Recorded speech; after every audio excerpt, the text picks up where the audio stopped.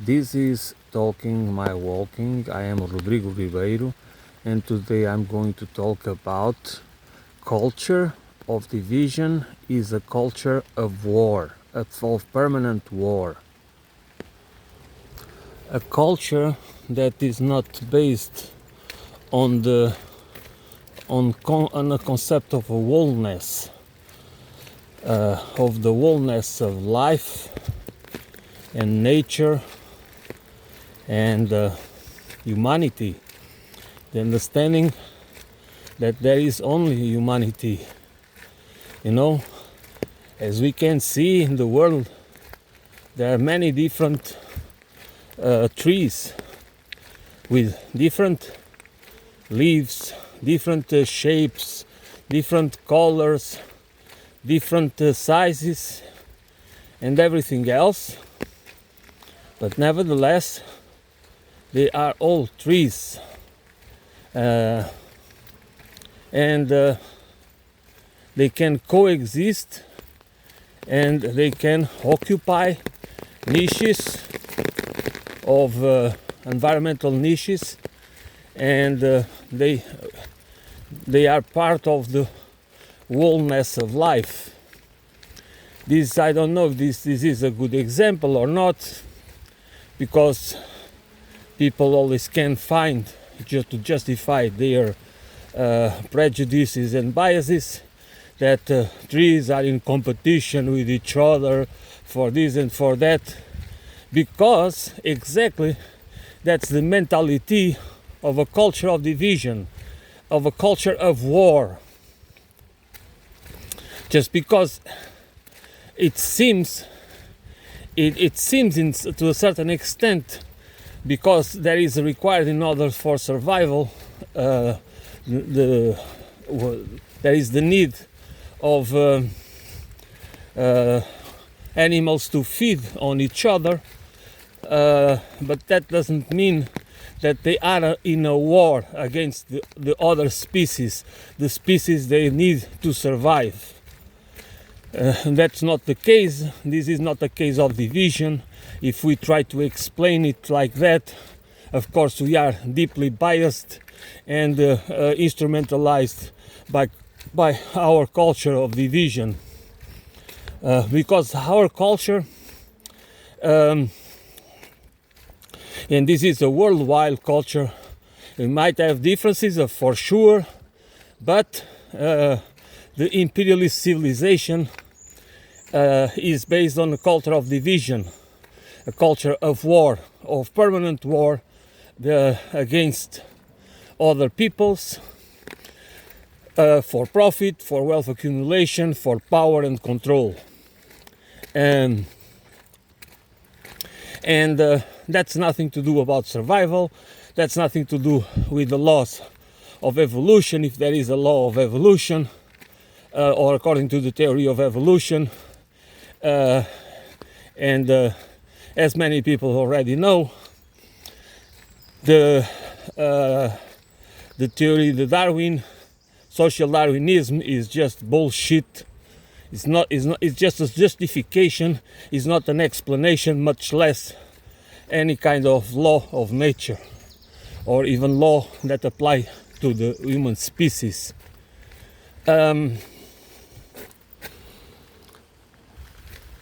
This culture of division and permanent war is expressed in how we organize our societies, in the class or caste-based societies, because we just allowed, and I want to emphasize this point again and again, because people need to understand it. This is not about the nature of the human condition. It's about that there are people, and there always will be people with traits, with sociopathic, psychopathic, narcissistic and megalomaniac traits. People that want to control, that are driven by power, that are very uh, uh, very ambitious, and of course there is never enough to satisfy them, and they contaminate. And the problem is, these people have been the ones that have been creating legal systems and cultural narratives and economic systems and political systems that serve this small elite, and through division, through using division. Everybody knows that power corrupts, and absolute power corrupts everything. It corrupts absolutely, and that division is the basis for control. So that is why we need to understand, we need to have a comprehensive understanding of the consequences on our behavior, on how we perceive ourselves, on how we perceive the world, on how we build relations with each other and with nature and with other species. And if we want to be honest, and if we want to not be only, which is part of the same culture, cognitive dissonance and dissociation is part, and hypocrisy is part of a culture of division, a culture that compartmentalizes everything and divides everything into groups with more importance and less importance, which can be discharged, which can be considered externalities, as they do in economics. And this needs to be this order, this cultural order, political, economic order, and civilizational paradigm needs to be questioned in a deeply and comprehensive way. We cannot just accept it and justify it and allow that it is justified, that is because of the human condition, we are like this, we are self-interest bastards, and so on and so forth. That's not true.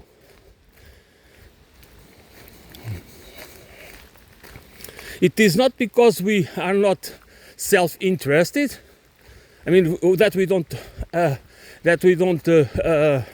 but that's not the purpose of life. That has never been the purpose of life for any social species. Self-interest and self-centrism, be self-centered, it has never been the purpose of any social species. And it is not the case of the human species as well. That is due to our cultural plasticity and adaptability, because we have this powerful creative imagination, and that allows us to find solutions, to have this ability to create, to be so creative and inventive, to find solutions, to adapt, and of course to transform, and to create new tools and solutions for to make for survival. But that's so this is one of the, from class division, class or caste division, to any form of division, there is, to justify it, the elites, the ones that want to be, want to feel themselves, they feel themselves as superior, usually most of them feel like that. They feel really superior. They feel that they are somehow different from the rest of us, and therefore they deserve they are entitled to privileges and to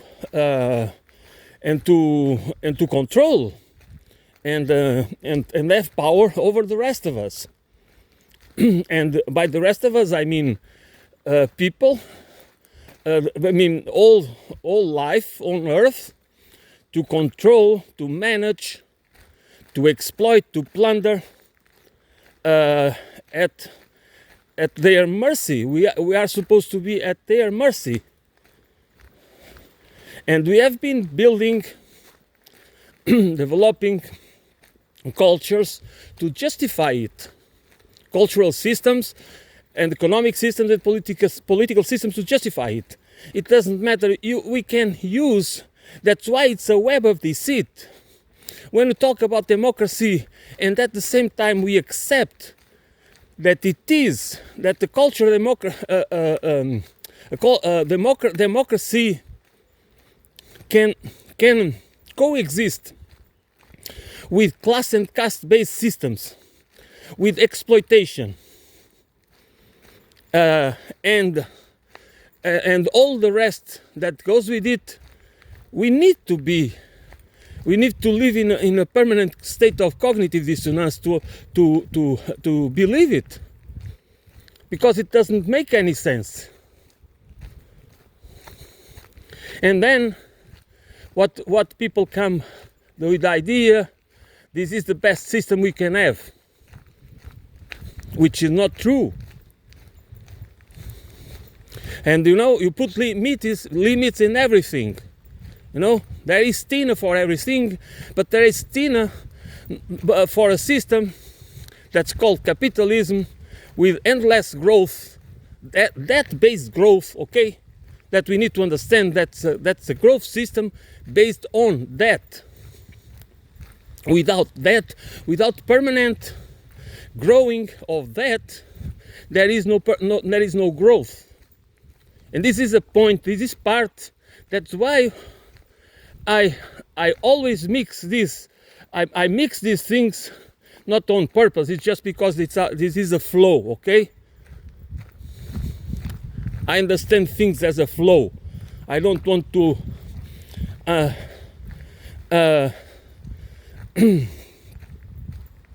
I don't want. I mean, that's this is why we need to understand that there is no divisions.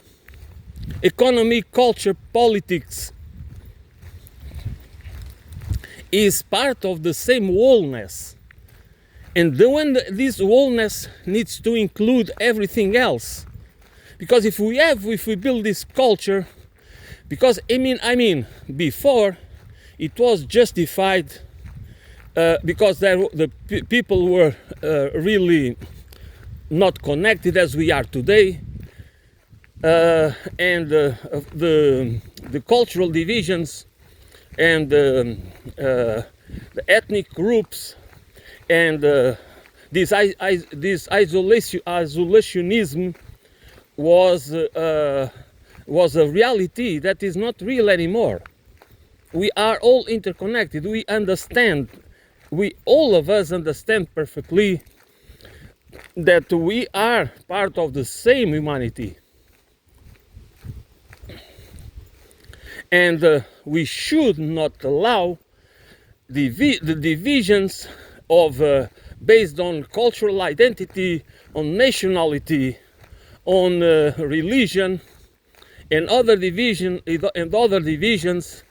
to shape our behavior, to shape how we understand ourselves, and to create the conditions for all types of wars, from cultural wars to cold wars, to hot wars, to economic wars, and any form and any other wars, because there is no justification. The only justification for that is power grab, is control, is because the elites do not want to give up their exceptional, they want to be the exception, and they want to have their exceptional condition. They want to keep it forever, and they need to justify it with narratives, and they use, and that is the point. Religion, economics, and politics, ideology is used most of the time to manage, to manipulate perception, and to instrumentalize and weaponize us for division, for sure, but to use us as tools against each other. What I'm saying is nothing that I do not want to see nationalities respected, which I do, and sovereignty is very important, from individual sovereignty to collective sovereignty, national and ethnic and all and cultural sovereignty. But at the same time, we need to understand that this is not about division. This needs to be about diversity, plurality. Like I said, in nature, that plurality exists in nature, and they don't need to exterminate each other, or there is not about the belief that some are superior than others, some cultures are superior than others, just usually because if you organize a society in a class-based, caste-based society, therefore you can use people as cattle. You can use people as beasts to work, because you just want to use them as tools, and therefore you can. That's how it happened, that you can develop technology. You can be technologically developed because you are using people. You don't want to use the members of your family, but you do not care to use other peoples as tools to toil, to extract the minerals, the charcoal and everything else, to work very hard, or just to until they die, because there is no other purpose the purpose of their lives is just to serve the upper classes. And that's the problem with people that don't understand. This is not a socialist talk. This is realist talk. Okay? What I'm saying is nothing to do with socialism or communism. This is about understanding how our reality, since the inception of the imperialist civilization, what has been about, and who controls it, and why that is important, and why that needs to end, and we need to change the system, not to reform it, because this current civilization, this civilizational paradigm is irreformable. There are limits for everything, and everybody understands it, but we cannot have limits on the system, on economic and political system that is supposed to grow. An economic system, in this case, that is deeply ideological, but we are supposed to perceive it as non-ideological, because economy should not be ideological, as if economy is a science, which is not. Economy is profoundly political. There is no such thing as economy without economy is always political economy, and of course is always ideological. There is no such thing as economic theories or economic systems that are not ideological. It doesn't exist. But we are supposed to have limits for everything, but not limits for the economic system that we have. As I said, a growth system that is debt based, and that's what most people don't get. because it just is. If the debt, if there is no new debt, there is no new growth. And this is part of the problem, that we need to accept it as a dogma and to a certain extent as a taboo, that it is not supposed to be discussed, because is a certainty, is a dogma, and we just have to keep it until the end of times. So, if there was a justification for a culture, for division in the past, there is no justification for division today. The division today is what we need today is awareness, a deeply awareness. When I mean awareness, is not just that we know about something. I try to emphasize this point because it is very important. It's not because we know about the existence of a problem, of an issue, of something that should be fixed, that we do something about it. And why is that? It's because we only change our behavior, our attitudes, only changes with conscious transformation. That is a process, that it's not something that we buy, that it's not something that it can be taught. We can learn it from others, because as I always emphasize also, we all are bits and pieces of others people, knowledge and experience. That's what we are. But that's the part that is ours. It's the part when the transformation, our conscious transformation, we know exactly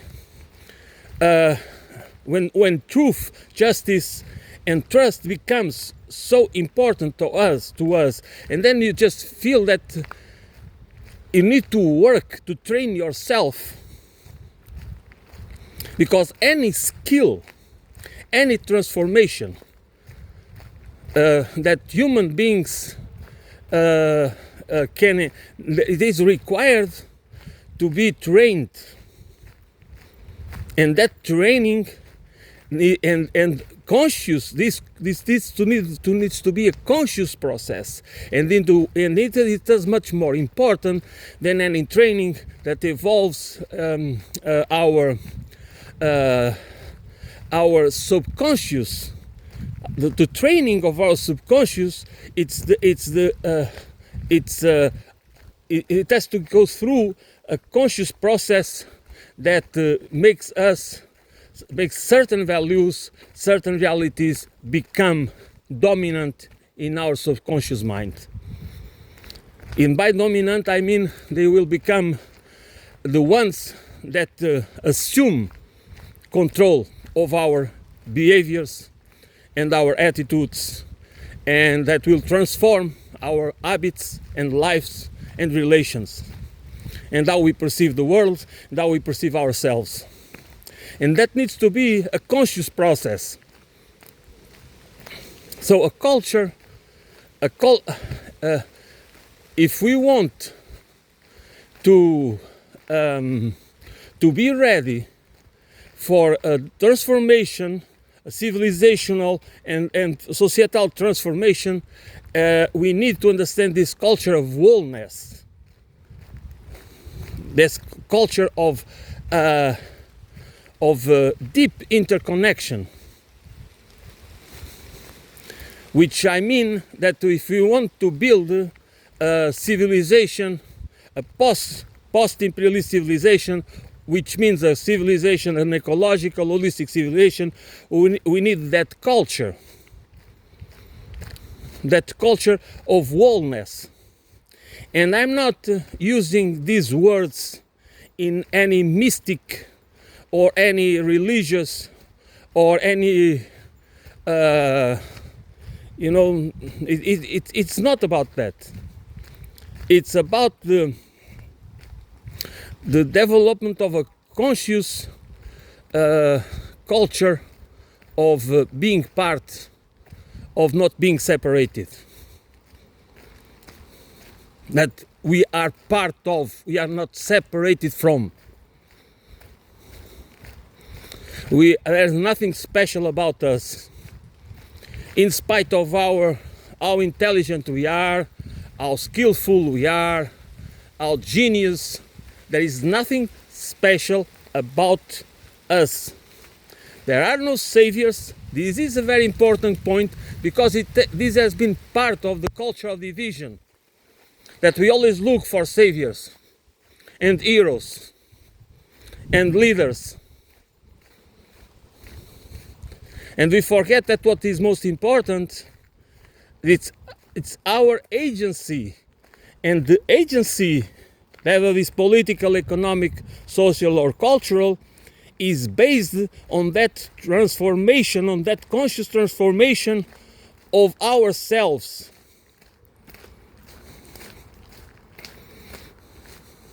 That how we understand reality. What kind of intellectual paradigms? How do we understand patterns? That what is missing? We look around us, and there is so many red lines, or so many patterns that should alarm us, and we just cope with them. We just even believe that's the way to do. That's how life is. That's what it is. What can we do? And of course, with that mind paradigm, if we just use this kind of lens to understand the reality around us, of course, we might not even see the need to change it, or most of the time we do not. We feel impotent. We feel powerless and helpless to change anything. Because of why? Because of the culture of division, isolation, and atomization. That atomization, in many cases, isolation. It's just because we are not even able anymore to, because the relations are so shallow. It's so painful. And disturbing, that you cannot cope with it. You just have to isolate yourself. What can you do if you don't want to go mad? If it's impossible to you to cope with so much stupidity and imbecilization and shallowness and mindless consumption. And again, everything is based in division, in self-interest, and whims to fulfill our desires. And there is nothing wrong with having desires, okay? That is part of life. If we don't get this right, it is obvious to me that we will never be able to achieve the cultural mass we need for structural change, for systemic change, because, as I said, I truly believe that this system is irreformable, and we can come up, as many as some people already are, to try to sell a paradigm of ecological civilization that doesn't really change anything, that keeps the same platform, that keeps the same foundations, cultural foundations, and we do need a revolution. But when I'm talking about revolution, I mean all these. I mean that we have to use words. The words are deeply weaponized, and it is very difficult. But there is no. But my point is that the people need to become.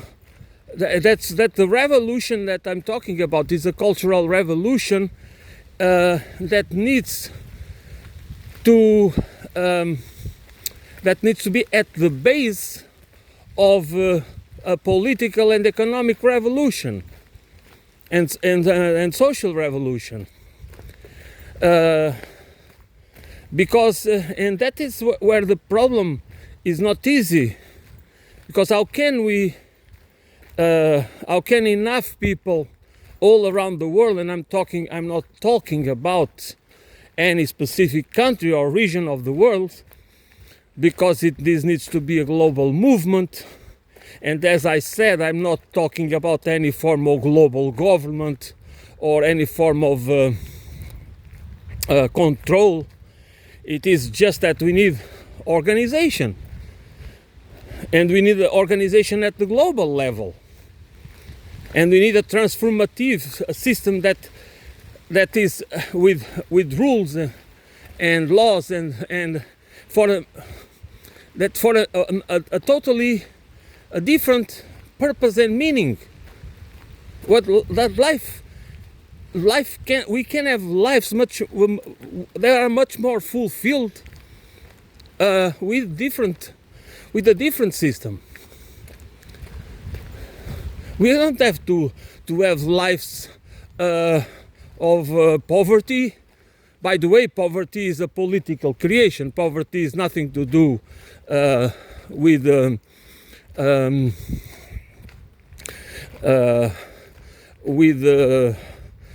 normal condition of human beings. You know, human beings can live with very scarce that have so little belongings, and not a life of accumulation as we do, and they can be perfectly happy, because poverty is a social condition, is a political construction that is justified by the meritocratic myth, and that, by the way, poverty has been always about keeping the lower classes under control. It's just a form of debilitating people, making people so weak that they don't they accept to live, to survive in those conditions, to beg for a job, to beg for a plate of lentils, and not even understanding that they are the same people. They have the same dignity of the ones that they are supposed to serve as masters. They are masters. And again, for people that can only understand this as communist or socialist propaganda, this is not about socialist or communist. This is about realism, political realism, social consciousness. because you are the one being instrumentalized and deceived to be also a servant. You might have some privileges if you belong to the middle class or the middle upper class, but nevertheless you are a servant, you are a tool. And when you are not needed anymore, they just dump you. They do not care about the fate of your view of your family. So please, just try to understand that not everything is about communism and socialism. It is about understanding reality, the reality of our system, how it works, and how it is ideologically instrumentalized in order to make us accomplices. Even the ones that are deeply exploited should be somehow they become accomplices of this system, because they don't see, they cannot understand it better. They don't understand because of cultural and ideological manipulation, of course. Either we take control of the transformative process of ourselves, and or we will be manipulated, because our system is based on deception. There is no other way to keep people dormant, anesthetized and compliant, but through deception. To keep people entertained with their private small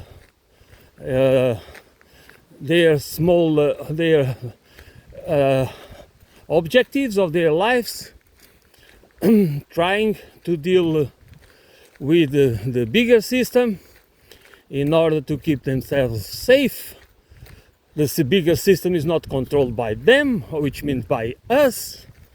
It's controlled by the elites to protect and enhance their own interests, and of course there is the need of a web of deception in order to keep us entertained, to keep us focused in trying to navigate the so many obstacles they create for us, and they tell us this is how we need to be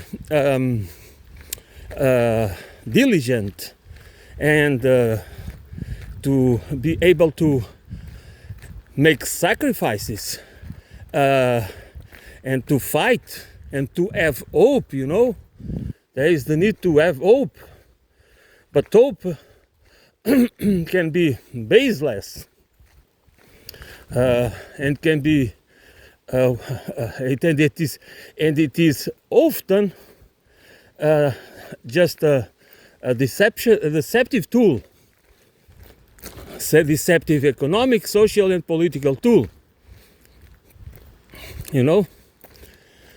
but we just always hope that the next president, the next prime minister, and or the next leader, or the next this, or the next that, will fix the problems. Or we believe that the problems can be fixed through technology, technofixism, and technoscientism, which for those who don't have faith in politics, they might have put their faith and delusions and delusional hope in the technofixism and technoscientism.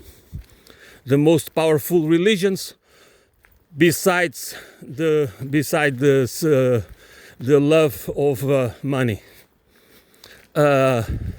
So this is how it works, and we cannot at the same time grow ourselves, and I don't like this word, but to develop ourselves, to have this conscious transformative process towards understanding the wholeness, what is a cultural wholeness that is necessary for ecological holistic civilization as the solution for humanity, where there is space for technology, there is of course an economy, there is space for science, but there is no space for domination. There's no space for plunder. There is no space for endless economic growth and mindless consumption, and just transform and just space for people to be mainly consumers and spectators, with very little idea that life could be a lot different, and that our lives, the lives of the little people, could be really different. More freedom, more meaningful lives, and at the individual level, because we talk always about freedom of this, freedom of that, but in the end, if we would dare to have a closer look, we would see that our lives have very little freedom and very little purpose and even meaning. But that's part of the problem, that we do not, the divisions are so, the culture of division is so pervasive that we do not put the pieces of the puzzle together. We do not connect the points, the dots, and we just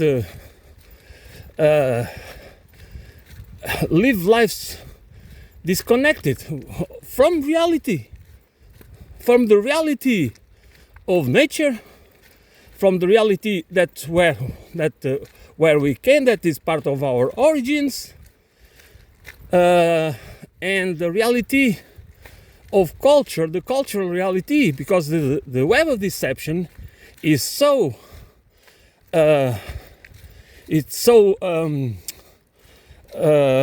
omnipresent that we do not understand it. We just don't understand it. We just live. We are compliant. We are obedient. Because we want to survive, want to have successful careers. We don't want to make waves, we don't want to disappoint our masters. Because they created a system where reward is, where compliance rewards. Since we are very young, and especially at school, we are supposed to learn. We are not supposed to be critical thinkers. We are not supposed to have a saying, because we are not supposed to be the masters. We are supposed to be the masters of ourselves. It is not even about to be the masters of ourselves. We have to be.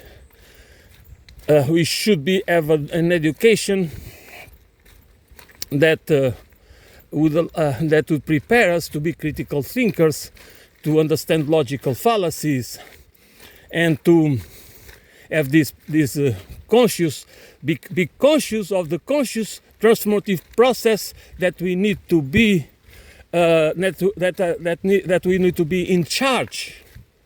That's the only way that we truly and not to become something in life, but to become to be something in life. You know, that's a difference between to be something and to become something. And it doesn't mean that we should not have and we must have a role as economic in the economy, because we need to participate, we need to cooperate in a reciprocity, a sufficiency economy that I believe it's what we need as part of social and ecological political economy, and that, in my opinion, should be the base for the ecological holistic civilization. And I think it is achievable. This is, but it is only achievable if it's in our if it's not part of our dreams, it is not part of our reality, it's not part of a conscious process. How can even we think that it is a thing, that it can be, or it should be our reality, when our minds are just elsewhere?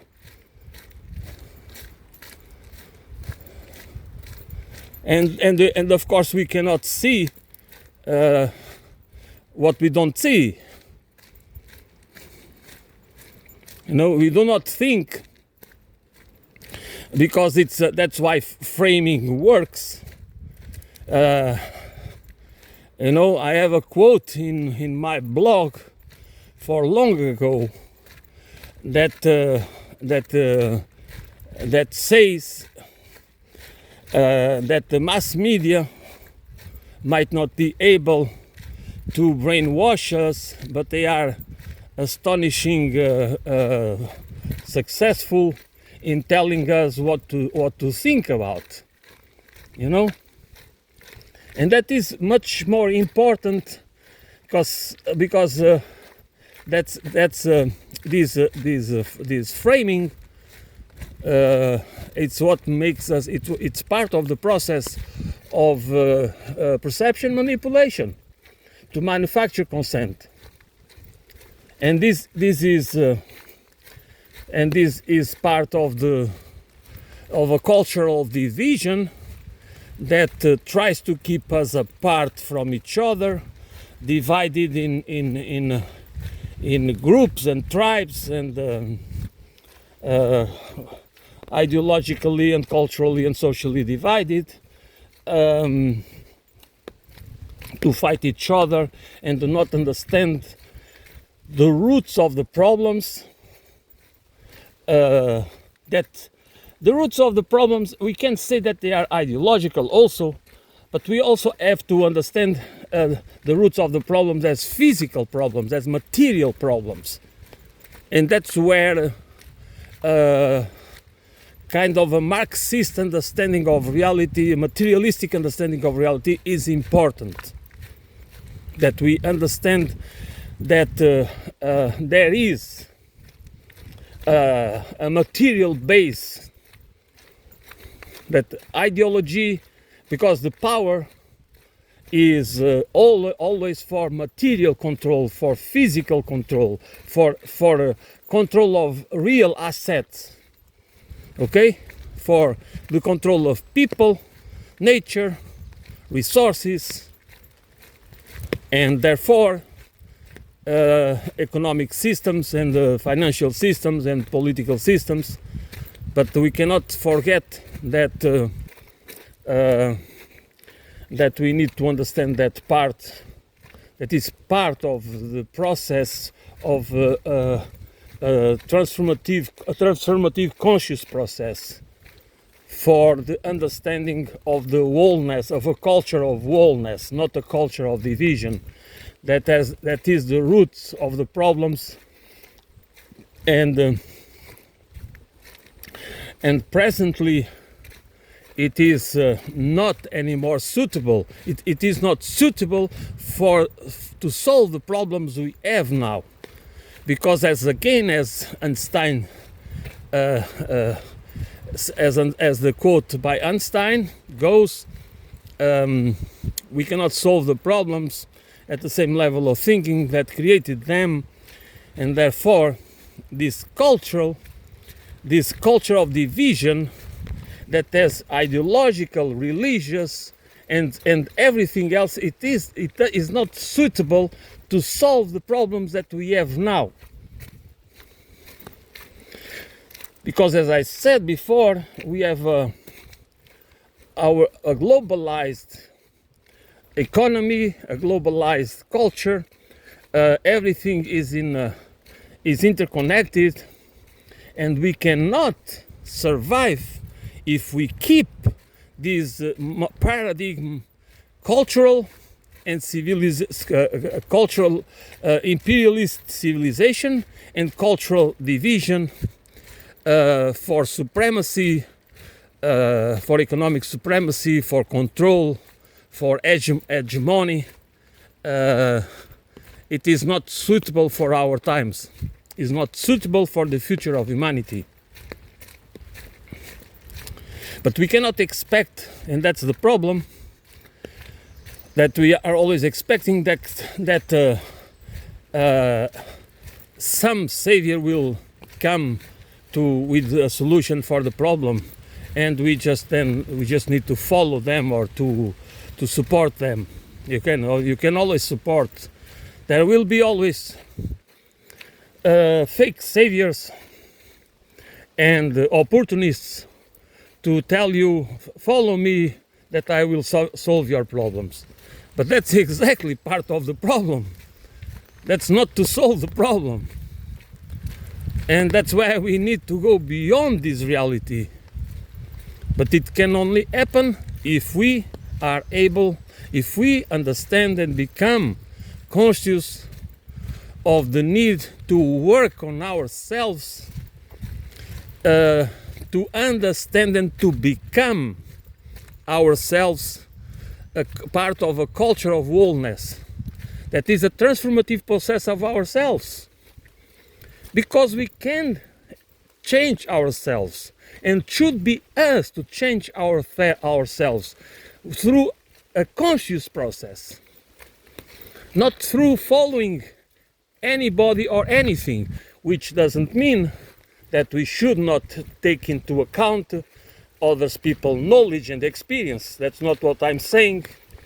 I'm just saying that we need we need to stop being followers and think in having agency, because that's also part of the solution. We have lost that because we start being controlled top-down. And when you are controlled top-down, you don't need agency. You just need to follow, we just need to obey and comply. And that's why we do not, many of us do not understand the relevance of agency, of regaining agency for this culture of wholeness, because it has to be a conscious process. Cannot be just part of followerism, just following something. No, it has to be a conscious process. A conscious process at the individual level, but also that has to be part of this social level, which means that there is the need to unite and organize, because that's the only way that the transformative conscious process or at the individual level can be transformed in a political and the political tool for social transformation and economic and civilizational transformation. That's that's why part of the conscious transformative process is the awakening of the role of agency, to be as a political tool for economic, social, and civilizational transformation or revolution or whatever. And that's how we need to understand this as a web, as a interconnected system, not as a multi-layered system.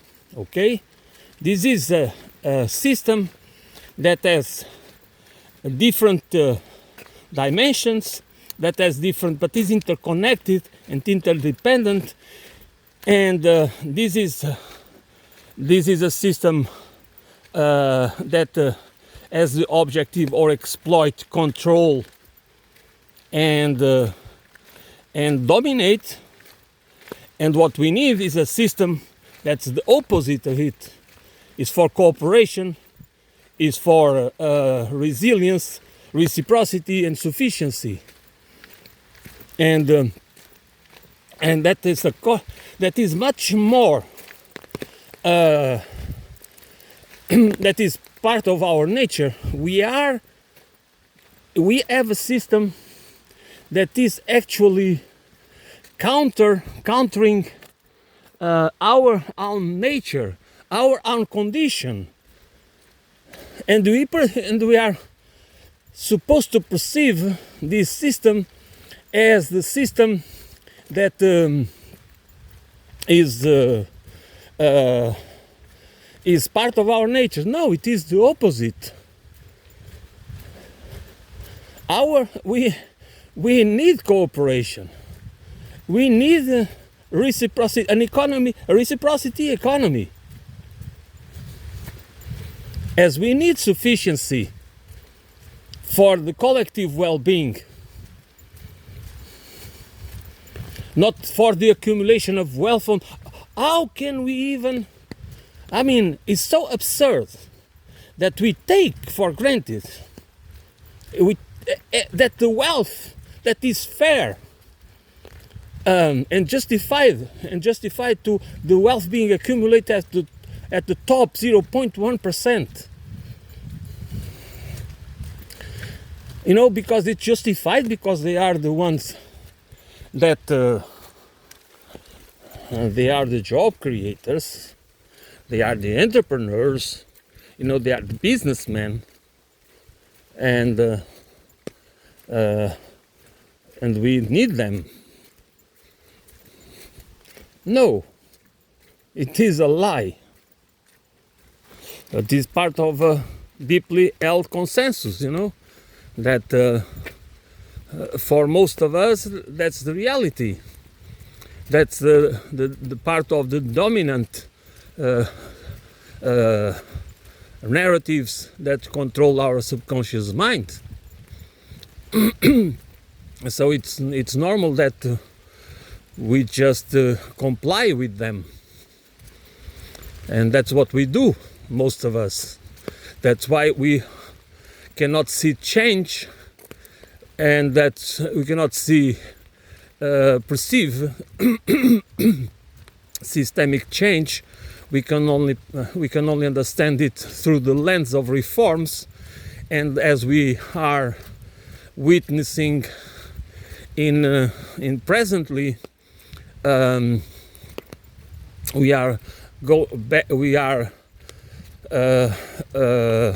people are supportive of the right-wing populist, nationalist, and even fascistic parties, because, of course, we cannot see. That's how our reality is framed. That we cannot see anything else but this is the guys. These are the ideas. These are the political solutions for our problems, which are not but nevertheless, we are not able to expand our vision because the narratives that are under control, that are dominant in our subconscious minds, do not allow us to perceive reality beyond that frame.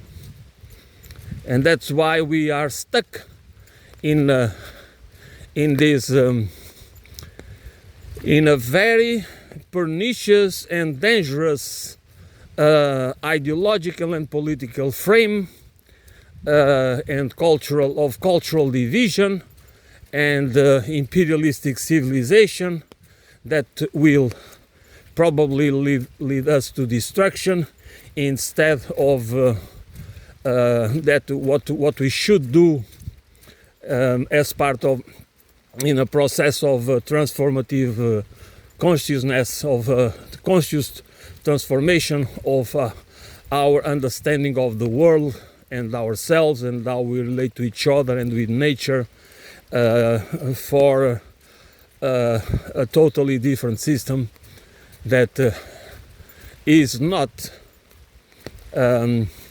irreal, is not utopian. It is perfectly achievable. It is just that we need the cultural mass to make it happen, and everything is against us in cultural terms. So, and that's how I see it. And I want to keep talking about these issues because I believe they are important. They need to be discussed, and that's how I'm going to do it, even if nobody listens to pay attention to it. I believe it is important. Not I want to be right or wrong. I just know I have the right to think by myself, even being aware that I'm also bits and pieces of other people's knowledge and experience, and that is important also, because I do not live in the social void.